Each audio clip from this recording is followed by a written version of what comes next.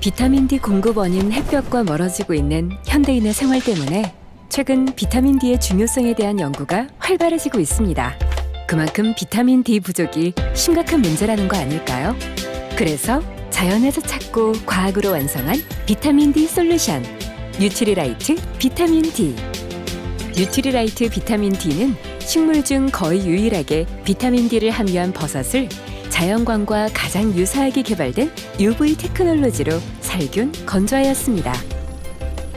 또한 인증에만 3년 이상 걸리는 뉴트리서트의 엄격한 기준으로 발화에서 재배, 수확, 건조까지 철저하게 관리합니다. 꼭 필요하지만 부족하기 쉬운 비타민 D.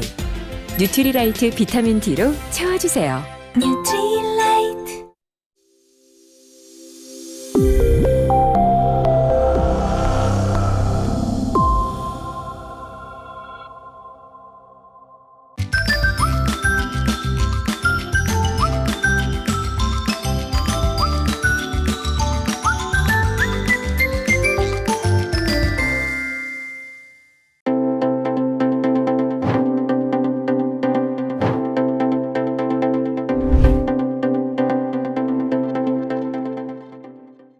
네, 만나서 반갑습니다. 센트리 아이비오 문겸재입니다. 오늘도 여러분들과 함께 이렇게 화면으로나마 소통을 할 수 있게 돼서 참 뜻깊은 시간이라고 생각을 합니다. 오늘 여러분들과는 그동안 다루지 않았었던 조금 색다른 주제를 함께 이야기를 해보려고 하는데요. 저희 오늘 같이 이야기를 나누기 전에 먼저 영상을 화면으로 만나보도록 하겠습니다.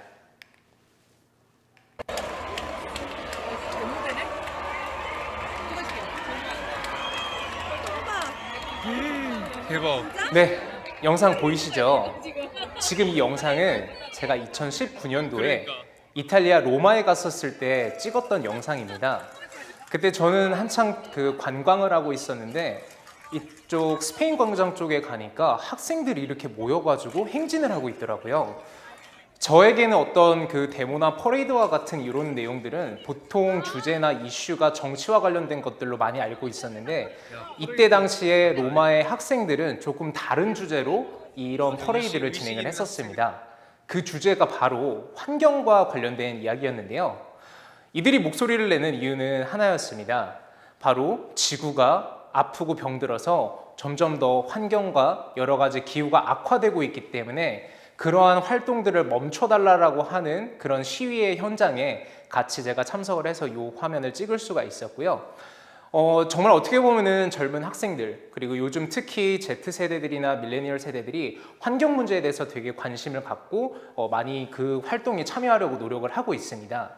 그 이유는 바로 아마 시간이 더 지나게 되면은 이들이 손을 쓸 수 없을 그런 어떤 상황이 될 수가 있기 때문에 지금부터라도 우리가 목소리를 내지 않으면은 앞으로 우리가 커가지고 영향력을 발휘할 때는 너무 늦게 된다라고 하는 그런 주제 때문에 이 학생들이 지금 이렇게 어떻게 보면 어린 나이지만 초등학생부터 대학생까지 모두 거리에 나와서 목소리를 높이면서 지구 환경에 대한 이슈를 외치고 이 부분에 대한 활동을 진행하고 있는 것을 목격을 했었습니다. 정말 어떻게 보면 우리가 살아가는 지구 정말 중요하고 정말 앞으로도 우리가 뒷세대들 그리고 그 후손들한테 올바르게 물려줘야 되는 아주 소중한 인간의 자산 중에 하나라고 생각을 하는데요. 오늘 그래서 저희 센트리아 가족 여러분들과 함께 나눠볼 주제는 환경, 기후 그리고 우리에 대해서 한번 이야기를 나눠보도록 하겠습니다. 목차는 이렇게 정리가 되어 있습니다. 네, 제가 이제 표현을 난리라고 했었는데 네, 뭐 이렇게 수재, 화재 또 이렇게 빙하가 녹는 것들 그리고 그와 관련된 원인 그리고 미래 그리고 왜 아메이 제품이 이러한 시기에 더 필요한지에 대해서 같이 이야기를 나눠보는 시간을 갖겠습니다. 네, 먼저 소개해드릴 부분 물난리 쪽입니다. 아마 많은 분들이 또 이 뉴스를 작년에 접하셨을 겁니다. 바로 중국 정저우에서 홍수가 발생했었던 내용인데요. 지난 6월 17일쯤에 오후 6시부터 20일 오후 6시 한 3일 동안 이 1년치의 그 정저우 지역의 1년치에 해당하는 이 폭우가 쏟아졌다고 합니다. 그래서 보통 이 정저우의 누적 강수량이 617ml라고 하는데요.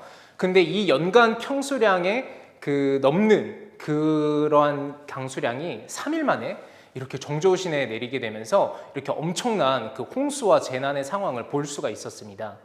특히 제가 가슴 아프고 안타까웠었던 부분 중에 하나는 이 지하철까지 이 빗물들이 스며들어 가지고 지금 보시는 것처럼 지하철에 있는 승객들이 이 열차 안에 갇혀서 정말 오랜 시간 동안 이 홍수 속에서 대피하지 못하고 이런 어떤 위험한 상황을 겪어야 했었기 때문에 정말 이 부분이 더 많이 와닿았었고요.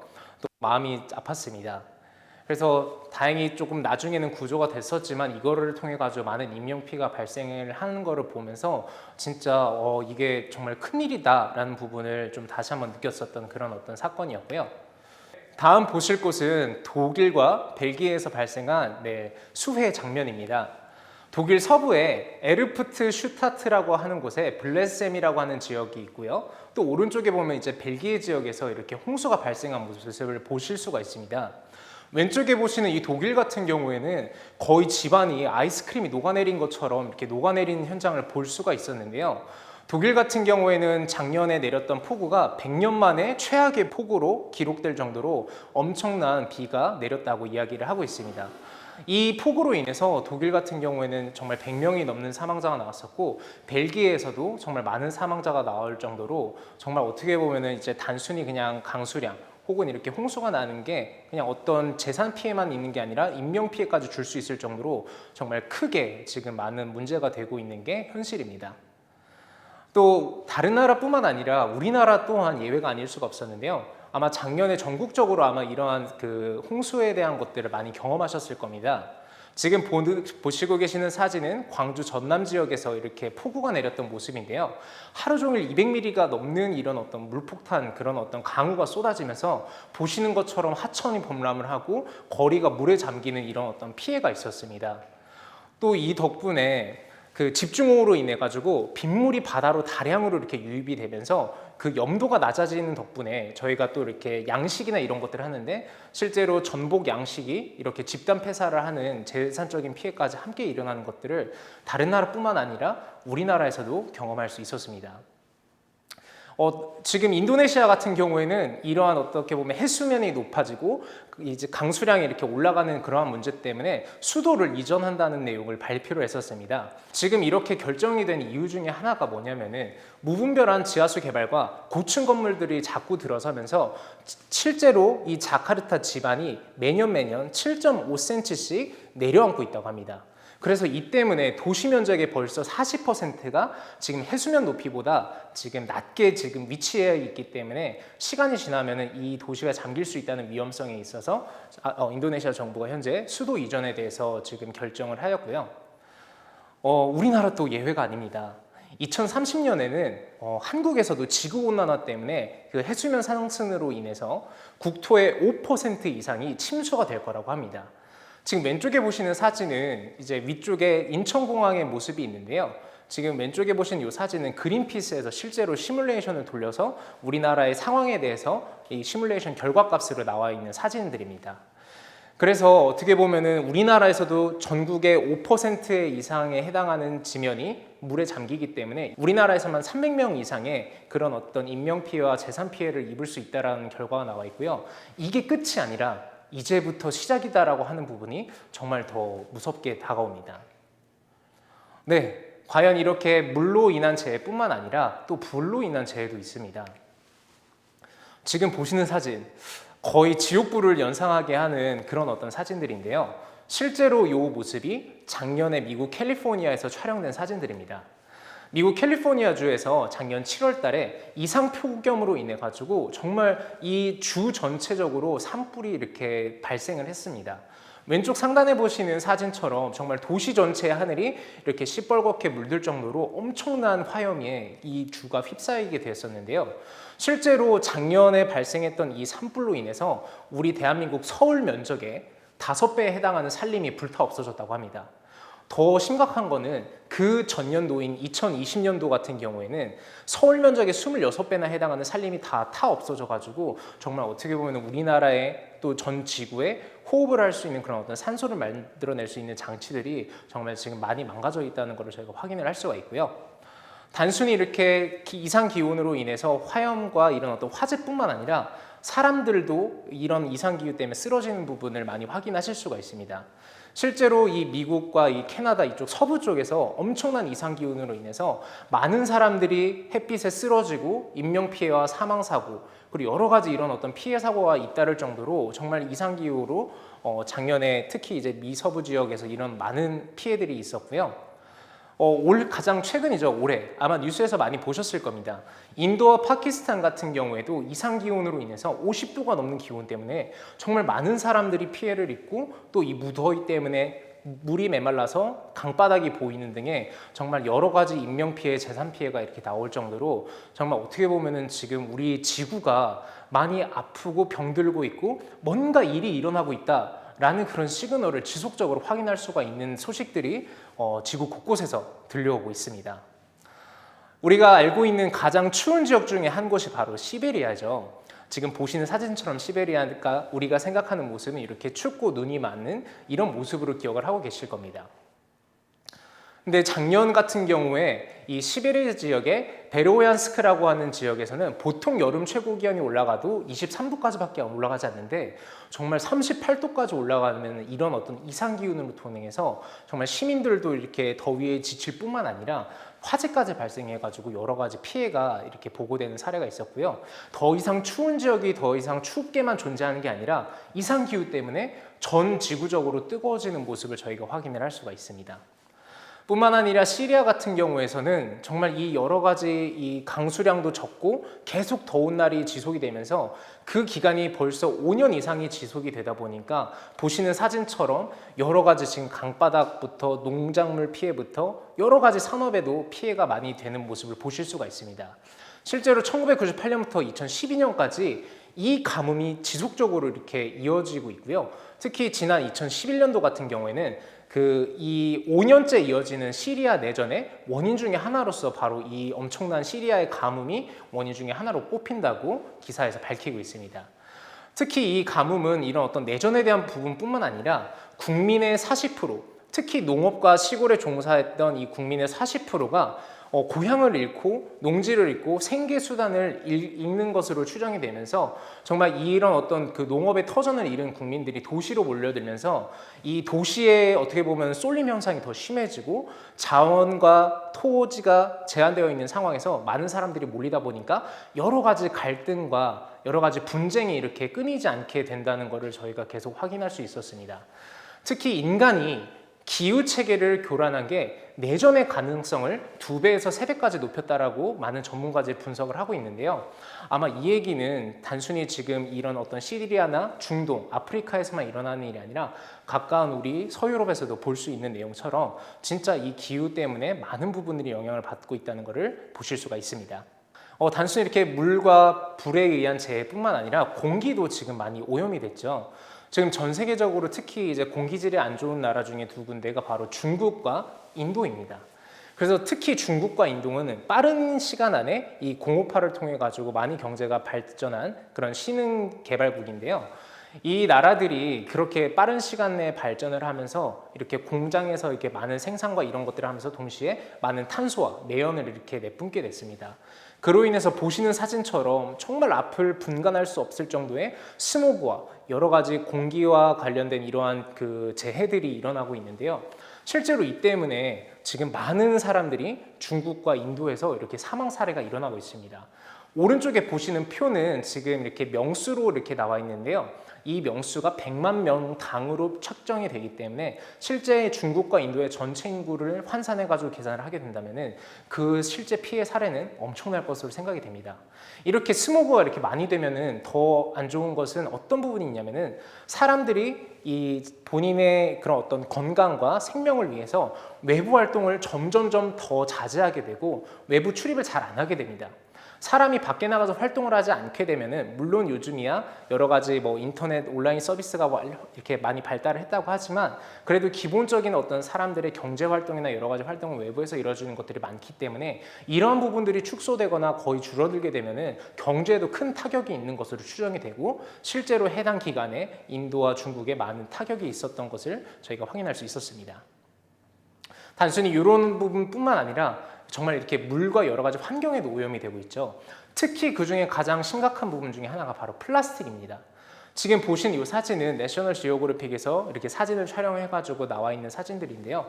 정말 우리가 무분별하게 버렸던 어떤 그 플라스틱 제품부터 뭐 이렇게 그물 또 여러 가지 제품들로 인해서 정말 많은 생태계와 동물들이 이렇게 고통받고 있는 모습을 저희가 볼 수가 있었고요. 단순히 그냥 이렇게 그냥 생물들만 이렇게 고통받는 걸로 끝나는 게 아니라 해양 전체 생태계에 지금 영향을 미치고 있습니다. 특히 바닷속에는 이 바다의 숲이라고 불리는 산호가 존재를 하는데요.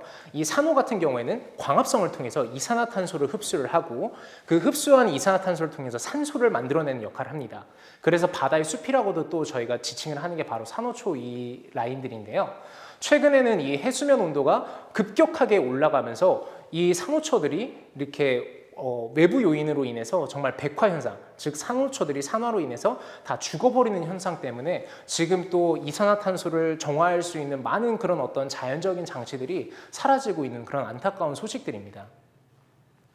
또 이뿐만 아니라 아마 많은 분들이 이야기를 들어보셨을 겁니다. 태평양에는 플라스틱 쓰레기 섬이라고 하는 게 정식 국가로 이렇게 또 지정이 되어 있을 정도로 엄청나게 큰 그런 어떤 플라스틱 쓰레기들이 정말 태평양 연안을 둥둥 떠다니고 있거든요. 실제로 그 태평양 섬의 크기가 우리나라의 몇 배나 해당한다는 그런 어떤 자료도 저희가 확인할 수가 있습니다. 이 플라스틱 제품은 어떠한 그 위험을 생태계에 초래를 하게 되느냐? 플라스틱 제품은 이렇게 제품을 제조를 할 때 온실가스 배출이나 또 환경 오염, 대기 오염 이런 것들을 하는 것뿐만 아니라 이런 것들을 통해 가지고 지구 온도를 상승시켜 가지고 홍수라든지 태풍 등 그런 어떤 그 자연재해 어떻게 보면 하나의 원인으로 존재를 하게 되고 이러한 극한적인 날씨가 또 바닷속에 있는 플라스틱이나 이런 여러 가지 쓰레기들을 전 바다로 이렇게 흩뿌리면서 생태계 전체를 오염을 시키고 있다는 것을 저희가 또 확인을 할 수가 있습니다.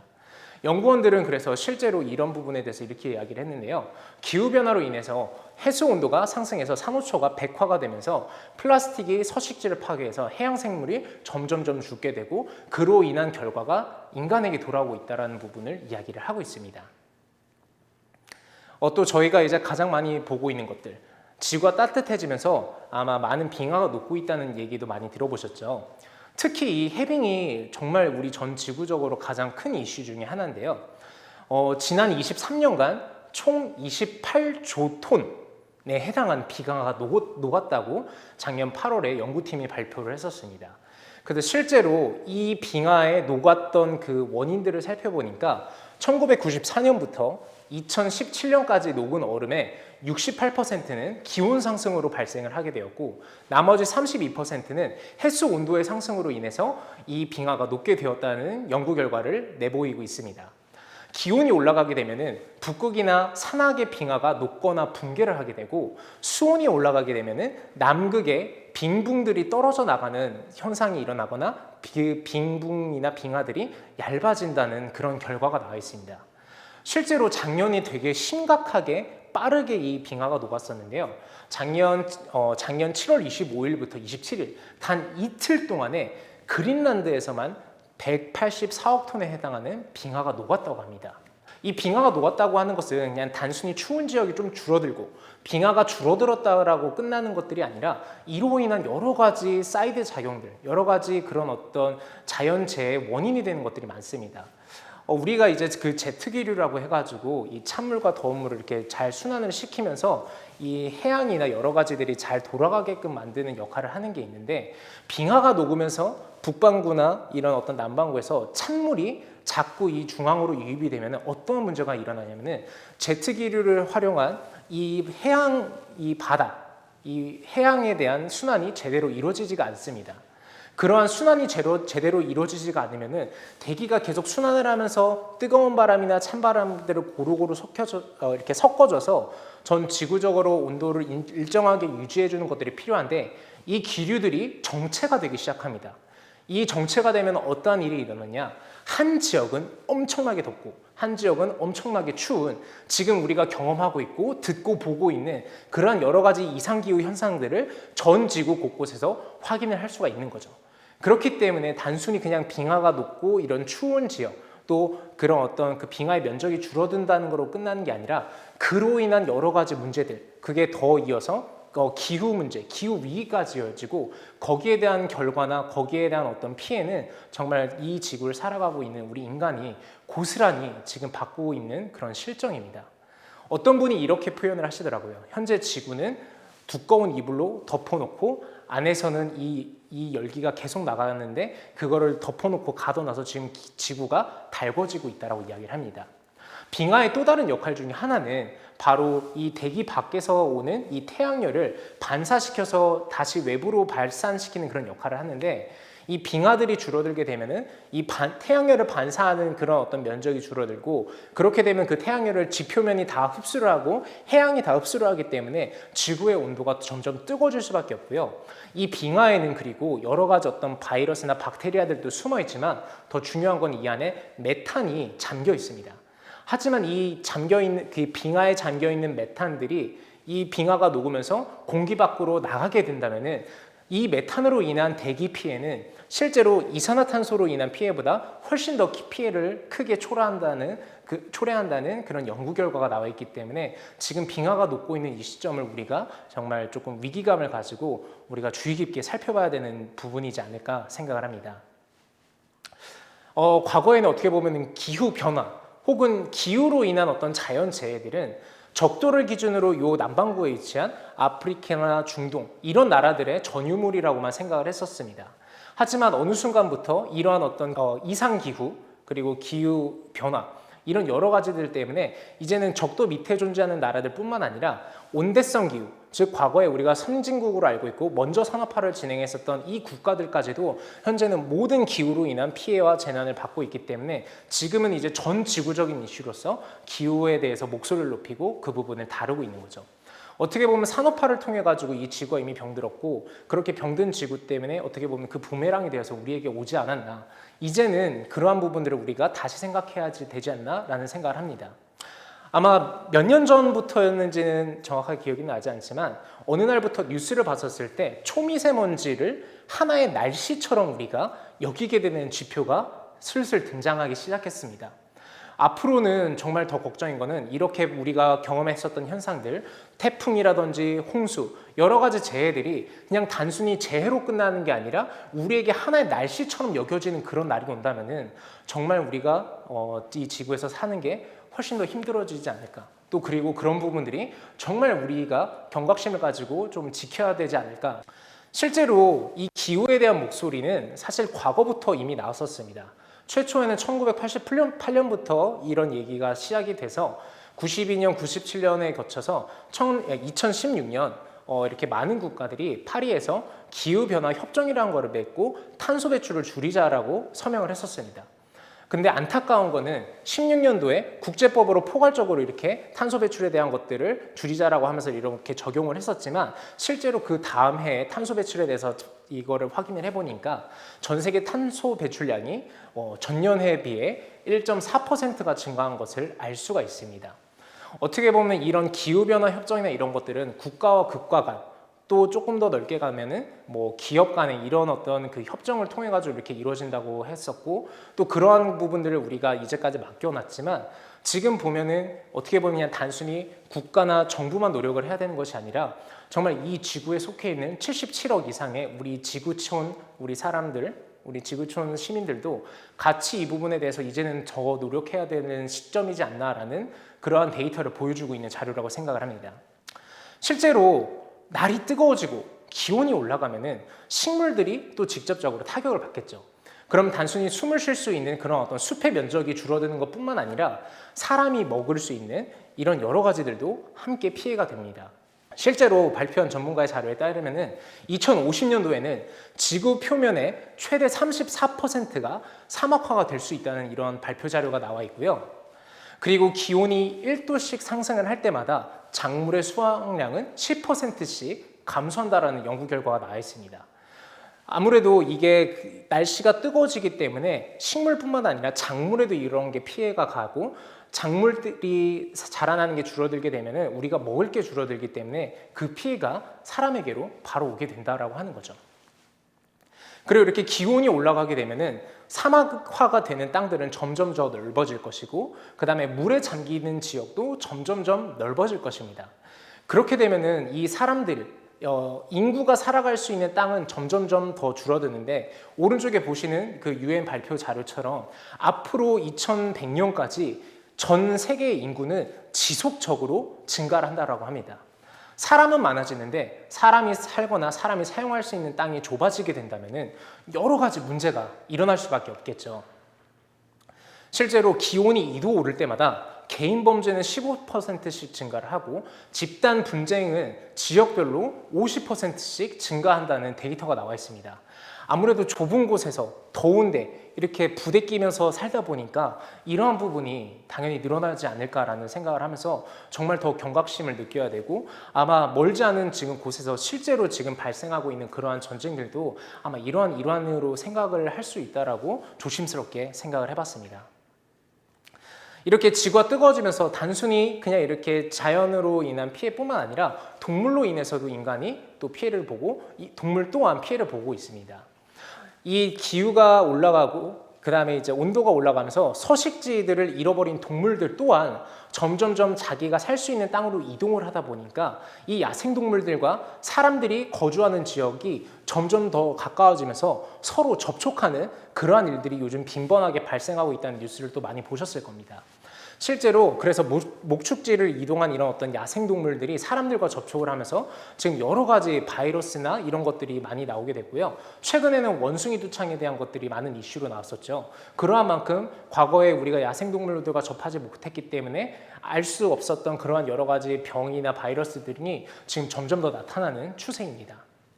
또한 지구가 더워지다 보니까 열대 지역이 확대가 되면서 모기의 서식지 또한 넓어지다 보니까 과거에는 열대성 그런 어떤 질환으로 알았던 말라리아라든지 댕기열 이런 것들이 정말 더 많은 지역으로 퍼져가면서 또 다른 이슈가 되고 있고요.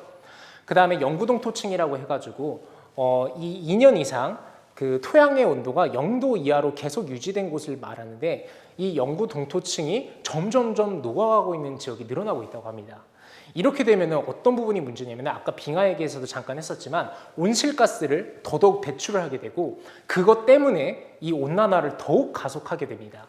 그리고 또 이 영구동토층에 갇혀 있었던 박테리아라든지 여러 가지 미생물들이 다시 깨어나서 활동을 하게 되면서 인간에게 그동안 앓지 못했었던 그러한 어떤 질환들과 여러 가지 질병들이 정말 발생할 수 있을 거라는 그런 어떤 경고를 날리고 있습니다.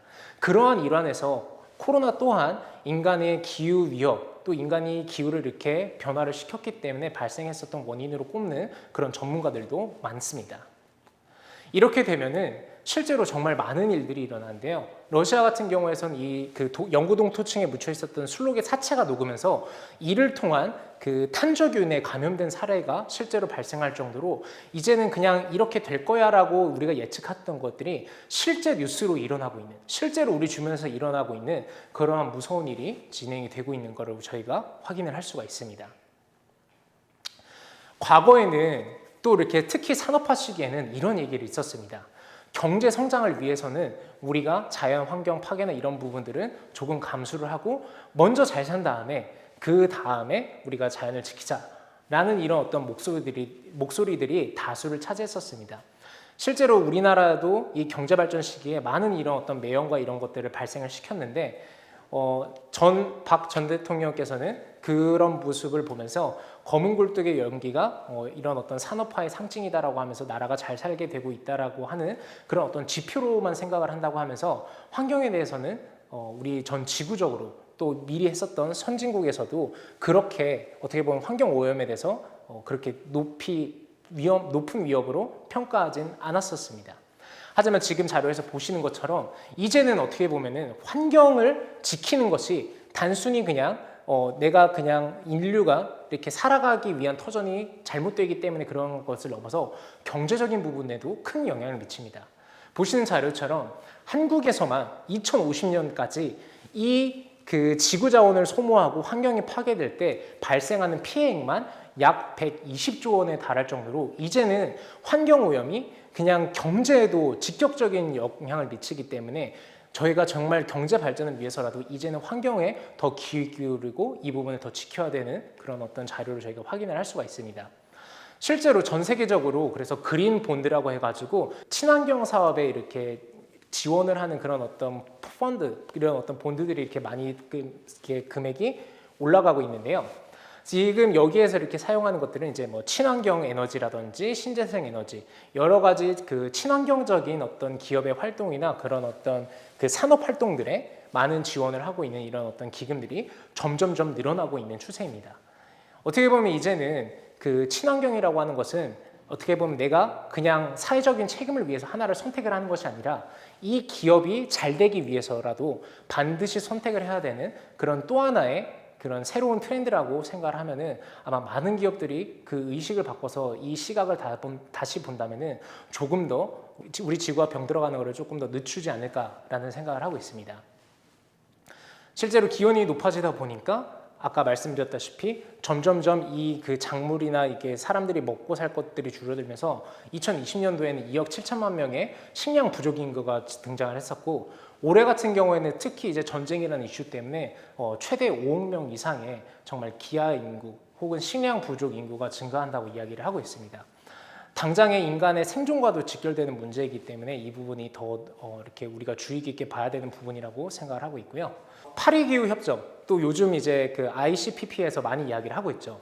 지구 평균 기온이 1.5도가 상승하면은 지구가 큰일 난다라는 이런 어떤 뉴스를 최근에 많이 접해 보셨을 겁니다. 지금 보시는 그 사진처럼 이미 북반구에 해당하는 그런 어떤 빙하 면적이 점점 줄어들고 있습니다. 그리고 이렇게 지금 지속을 하다가는 우리가 이 지구의 자정 능력을 지킬 수 있는 그 티핑 포인트까지 얼마 남지 않았기 때문에 앞으로의 10년이 정말 중요하다고 이야기를 하고 있습니다. 실제로 몇몇 전문가들은 10년도 안 남았다고 이렇게 이야기를 하고 있는데 정말 이렇게 지금 어떻게 보면 우리에게 정말 제한적인 시간이 남은 만큼 저희가 더 이 부분에 관심을 갖고 지금 당장 우리가 행동으로 옮겨야 되지 않나라고 하는 지표들을 저희가 지속적으로 확인할 수가 있습니다.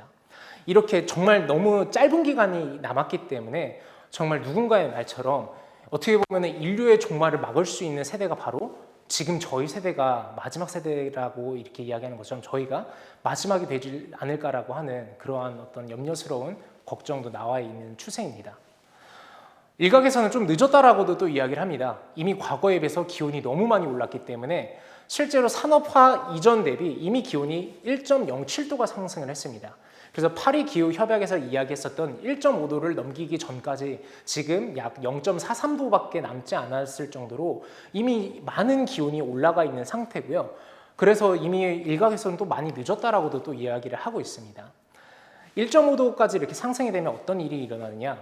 자, 지금 보시는 이 자료에 따르면 2040년 이전에 이게 과거와 비해서 10년이 더 당겨졌습니다. 2040년 이전에 1.5도 온난화에 도달할 가능성이 매우 높다라고 이렇게 이야기를 하고 있습니다.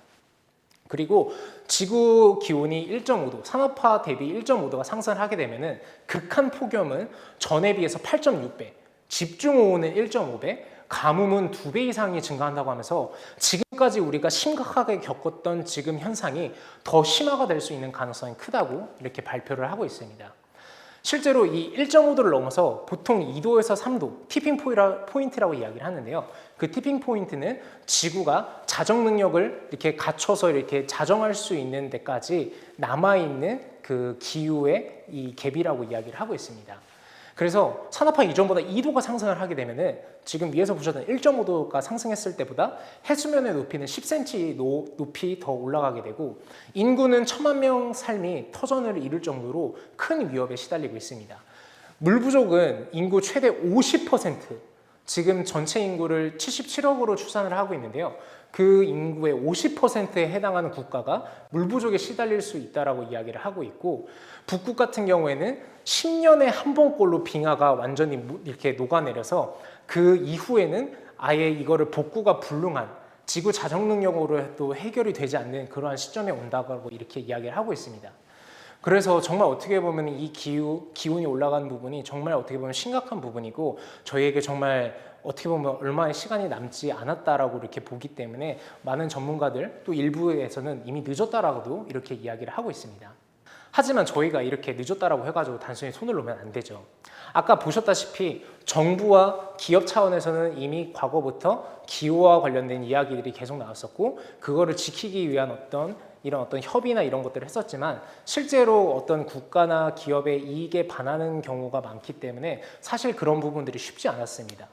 그러면은 대부분의 많은 공장들 또 이제 또 국가들 이러한 그 두 거대한 집단을 움직이기 위해서는 정말 우리 같은 그 시민들의 힘이 정말 필요한데요. 우리가 조금 더 친환경적인 제품 또 친환경적인 이런 활동을 하는 기업들의 제품들을 선택을 하고 또 어떤 정당이나 정치에 관련해서도 그런 어떤 친환경에 대해서 목소리를 내고 실제적인 어떤 정책들을 활용할 수 있는 그런 정당에다가 투표를 하고 저희에게 권리를 행사를 한다면은 아마 조금 더 빨리 움직이지 않을까라고 하는 생각을 합니다. 우리는 태어나서부터 죽을 때까지 저희는 소비자입니다. 그렇기 때문에 우리는 계속 무언가를 사고 계속 그거를 소비를 하면서 살아가는데요. 그 소비가 정말 지구 환경에 도움을 될 수 있고 환경 오염을 최소화할 수 있는 것을 선택을 한다고 하면은 정말 전 세계 인구들의 그런 어떤 선택 때문에 지구가 조금 더 이렇게 오염이 되고 기후가 올라가는 것을 막을 수가 있고 그러한 부분들이 모여서 나중에는 조금 더 나은 지구로 만들 수 있다고 저는 생각을 합니다. 그렇기 때문에 정부나 기업에 맡겨야 되는 게 아니라 이제는 우리가 직접 움직여야 될 때라고 생각을 하고 있습니다. 이러한 기후 얘기를 하면서 저는 아메이를 여러분께 소개해드리고 싶은데요. 지금 보시는 이 화면은 제가 저희 아메이 창업자 두 분 중에 한 분이시죠. 바로 제이벤 앤델 회장님의 자서전에서 가져온 내용입니다. 이 책 내용의 일부분에 보면은 왼쪽에서 보시는 것처럼 우리가 살고 있는 이 지구는 창조주 하나님이 우리 인간의 보금자리를 잠시 빌려준 곳이다. 만약 우리가 하나님이 주신 자원을 낭비하고 무자비하게 파괴한다면은 이는 하나님의 선물을 이렇게 면전에다 집어 던지는 것과 다름없다라는 그런 어떤 자세를 가지고 있습니다. 그러면서 인간은 지구 생태계 균형을 깨트리는 불법 침입자가 아니라 이거를 유지해야 될 의무가 있고 이거를 유지할 수 있는 능력이 있다라고 생각을 하고 있고 그래서 이 인간은 우주 만물 자연 질서 체계를 방해하지 않아야 한다. 더 나아가서 이거를 갖다가 계속 그 섭리대로 흘러갈 수 있게끔 하는 그런 어떤 내용들이 이 책 자서전 안에 나와 있습니다. 그러한 철학, 그러한 비전을 가진 기업가가 한 기업을 만들었고 그 기업을 통해 가지고 지금 그 기업이 60년 넘게 성장을 하면서 지속적인 이런 어떤 지구 환경에 대한 것까지 계속 목소리를 높이고 그와 관련된 실제적인 어떤 행동을 했기 때문에 지금 이 아메이라는 회사를 제가 여러분들께 같이 소개를 시켜드리고 싶습니다. Hi, I'm Dick DeVos. And at Amway, we think one company 지금 보시는 이 화면은 저희 이제 아메이에서 만든 자료인데요. 과거에 이제 본사의 회장님 중에 한 분이셨던 딕 디보스 회장님의 그런 어떤 환경에 대한 내용을 이렇게 다루고 있는 인터뷰 내용입니다. 내용에서 계속 보실 수 있지만 정말 그 단순히 1대에서만 지켰던 그 철학과 비전이 1대에서 끝나는 게 아니라 2대, 3대까지 계속 그 철학과 정신 그리고 그 가치가 내려오면서 지속적으로 환경에 대해 보호와 관심을 쏟고 실제로 제품을 만들어내고 제품이 생산되는 순간부터 자연으로 되돌아가는 그 모든 사이클을 이 하나의 회사, 이 아메이라고 하는 이 제조회사에서 이 모든 것들을 관리를 하면서 정말 어떻게 보면 자연 생태계에 대해서 엄청난 노력과 관심 그리고 실제로 이 자연을 개선하려고 하는 행동을 보이고 있는 것을 저희가 또 이 내용을 통해서 확인을 할 수가 있습니다. at Amway, we use this stuff as packing material. 단순히 그냥 제품 내용물만 친환경으로 만드는 게 아니라 그 내용물을 담고 있는 용기, 포장재 이런 모든 것까지 정말 이 모든 포장재나 이런 것들이 다 자연으로 돌아가기 때문에 정말 이 생애주기 사이클처럼 이 제품주기 사이클로 해가지고 이게 만들어지고 돌아가는 그 순간까지 정말 친환경으로 지속적으로 이렇게 관심을 쏟고 실제적인 기업의 활동을 하는 것을 지금 이 내용으로 볼 수가 있습니다. 그래서 이러한 어떤 노력과 이러한 어떤 기업의 활동들이 인정을 받아서 유엔에게서 환경 볼모상을 이렇게 1992년에 기업으로서는 두 번째로 수상을 하는 그런 어떤 전 세계적인 인정까지 받을 정도로 정말 환경에 진심인 회사가 바로 이 아메이라고 하는 회사입니다. received the United Nations Environment Program Achievement Award in 1989. It was the fulfillment of a lifelong commitment to 정말 compassion 어떻게 보면 and 이 상이 주는 and the 이 내용은 environment. 앞에서 말한 그 회장님처럼 그냥 단순히 그냥 환경 보호를 위해서 받았다기보다 우리가 살아가고 있는 이 자본주의에서 더불어 살기 위해서 그렇게 실천을 해야 되는 하나의 당연한 그 미션이라고 생각을 한다는 그런 어떤 철학을 엿볼 수가 있었고요. 그게 지금까지 계속 이어져 오고 있습니다. 보시는 것처럼 이 아메이라고 하는 회사는 미국 미시건주에서 1959년에 에로시라고 하는 세제, 리퀴드 오르가닉 클리너라고 하는 이 생분해성 이 유기농 세제를 통해 가지고 1959년부터 설립된 회사고요. 그 과거 옛날부터 이 제품 또 세제가 환경에 미치는 그런 어떤 영향에 대해서 이미 인지를 하고 있었기 때문에 그때부터 정말 많은 연구와 계속적인 어떤 이 실험을 통해서 실제로 이 제품이 99.99% 자연으로 돌아갈 수 있는 그런 어떤 생분해성 유기농 세제를 만들어낸 회사가 바로 이 아메이입니다. 창업 당시 첫 번째 아이템이 그렇게 환경에 진심이었던 이 아이템을 보면서 정말 이 회사가 지금까지 60년 넘게 지켜오고 있는 이 지구와 환경에 대한 약속을 정말 우리가 다시 한번 느낄 수가 있고요. 그때부터도 지금까지 그 철학을 계속적으로 지켜오면서 모든 그런 어떤 포장재나 이런 여러 가지들에 대해서 이 환경에 대해서 또 이게 제품들이 쓰이고 다시 자연으로 돌아가는 그 모든 그 사이클까지 지금까지 관리하고 있는 그런 멋진 회사라는 것을 저희가 확인할 수가 있습니다. 실제로 여러 가지 이런 어떤 환경과 관련된 인증도 많이 받고 있고요. 또 포장재를 사용하기 위해서는 또 이렇게 여러 가지 종이나 이런 것들을 써야 되는데 그 종이를 만들기 위해서 쓰이는 그 숲조차도 실제로 지속 가능 이렇게 관리 가능한 그런 어떤 숲에서 이 모든 어떤 골판지라든지 상자들, 재질류와 같은 이런 것들을 만들어내는 곳에서 실제로 이렇게 진행을 하고 있기 때문에 정말 어떻게 보면은 기업이 어떤 제품을 만들고 포장재를 또 사용을 하지만 그와 동시에 더불어 계속적으로 이러한 어떤 그 자연 보존 활동을 지속하고 있는 걸 볼 수가 있고요.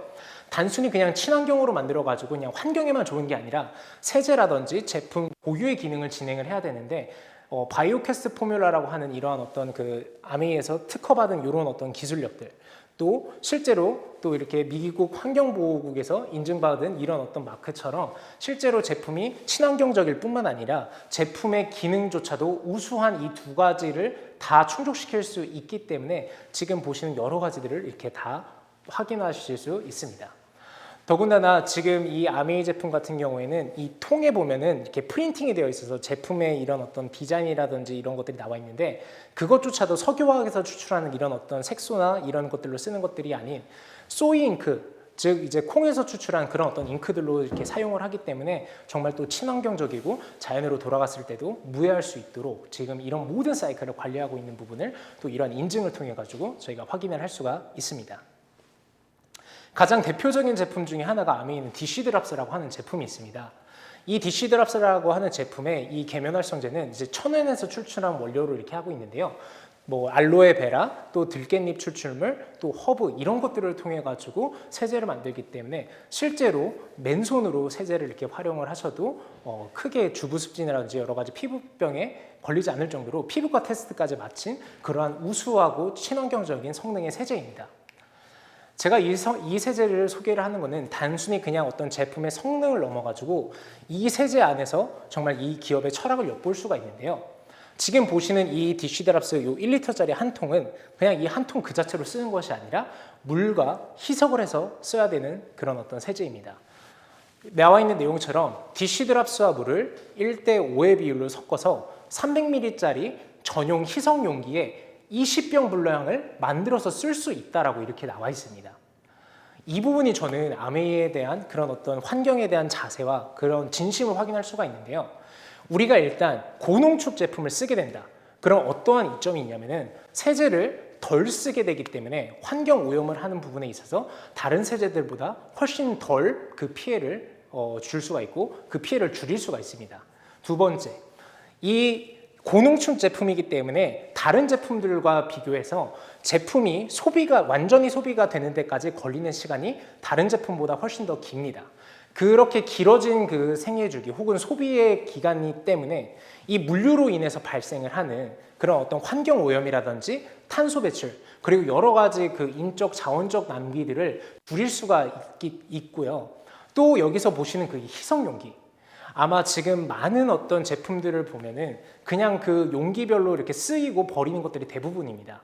재활용 용기라고 표기가 되어 있지만 실제로 이렇게 코카땡땡 같은 그런 기업들 같은 경우에 보면은 전체 플라스틱 페트병의 8%밖에 재활용이 되지 않을 정도로 그 재활용률이 많이 낮고, 그래서 아예 이 플라스틱 페트병을 사용을 줄이는 게 훨씬 더 중요하다고 이야기를 하고 있는데, 이 회사는 이미 그 전부터 희석 용기라는 걸 만들어서 이렇게 버려지는 그런 어떤 플라스틱을 최소화하는 것을 진행을 하고 있습니다. 그것 때문에 플라스틱을 생산을 함으로써 석유와 그런 어떤 공정에 들어가는 어떤 탄소 배출이나 매연 배출, 그리고 어떤 자원의 낭비나 이런 것들을 훨씬 더 줄이면서 환경 이런 보존에 앞장을 설 수 있는 그런 어떤 내용들이 될 수가 있고요.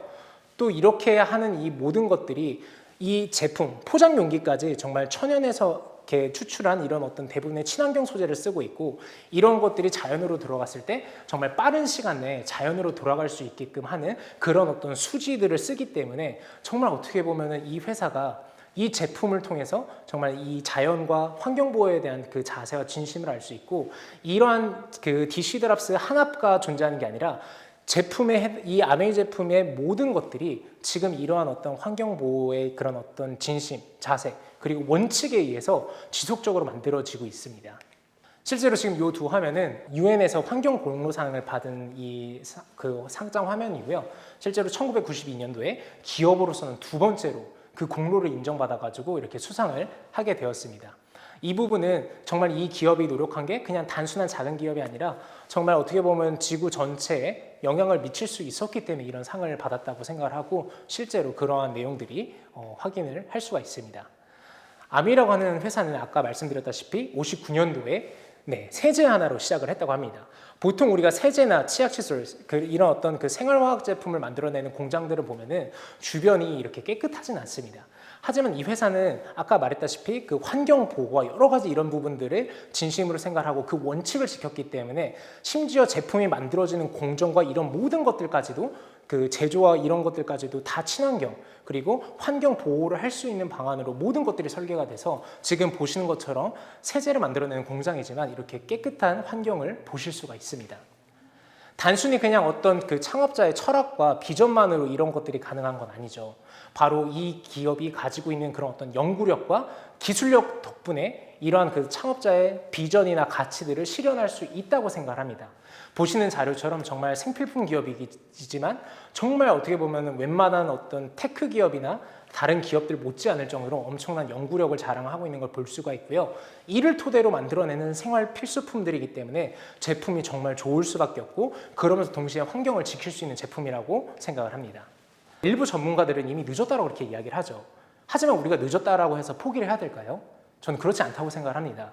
저희가 코로나가 처음에 터졌을 때 이 방역 수칙이라고 하는 것을 지키면서 정말 어떻게 보면은 이 연구 개발을 통해 가지고 백신을 개발할 수 있는 그 시간을 벌고, 그 기간 동안 어떻게 보면은 이 사람들이 어떠한 그 룰을 만들고 그거에 따라서 행동을 하면서 이 과학이 이거를 해결할 수 있는 시간을 벌었던 것처럼, 우리 또한 지금 이렇게 지구가 많이 환경에 오염이 됐다고 해가지고 그냥 손 놓고 포기해버리는 게 아니라 지금부터라도 정말 단순히 정부와 기업에 맡기는 것이 아니라 정말 이 지구에 살아가는 이 개개인들 모두가 정말 하나하나의 그런 어떤 시민의식을 가지고 제품을 선택하는 데부터 내가 이런 것들을 사용하는 그 모든 것들에 정말 환경에 대한 관심을 갖고 그러한 철학을 발휘해가지고 제품을 만들어낸 기업을 선택하는 것만으로도 어떻게 보면 과학이 현재 문제를 해결할 수 있는 시간을 벌어줄 수 있을 것이라고 저는 생각을 합니다.